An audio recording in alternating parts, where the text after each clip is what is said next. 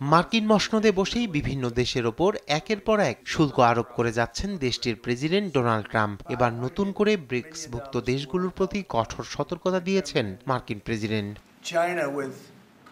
Social media platform Truth সোশ্যালে Trump জানান, ব্রিক্সভুক্ত দেশগুলো যদি ডলারের বিরুদ্ধে অবস্থান নেয় তা সহ্য করবেন না তিনি। যদি এই দেশগুলো নতুন কোনো ব্রিক্স মুদ্রা তৈরি করার সিদ্ধান্ত নেয় অথবা মার্কিন ডলারকে প্রতিস্থাপন করার জন্য অন্য কোনো মুদ্রার পক্ষে অবস্থান নেয়, তবে তাদের বিরুদ্ধে 100% শুল্ক আরোপ করা হবে বলেও হুমকি দেন তিনি। এটি প্রথম নয়, এর আগে 2024 সালের ডিসেম্বরেও ব্রিক্সভুক্ত দেশগুলোকে সতর্ক করেছিলেন ট্রাম্প। সে সময় তাদের বিরুদ্ধে মার্কিন অর্থনীতির বিপক্ষে একত্রিত হওয়ার অভিযোগ তোলেন তিনি।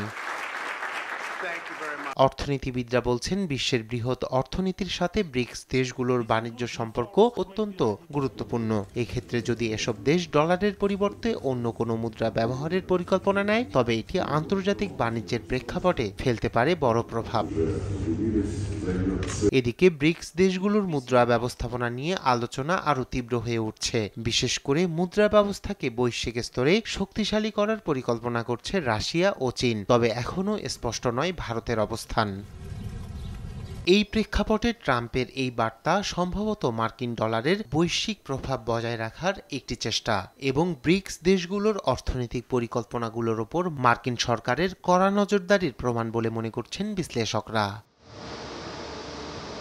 রায়হান কবির শুভ্র, নিউজ ডেস্ক, দেশ টিভি।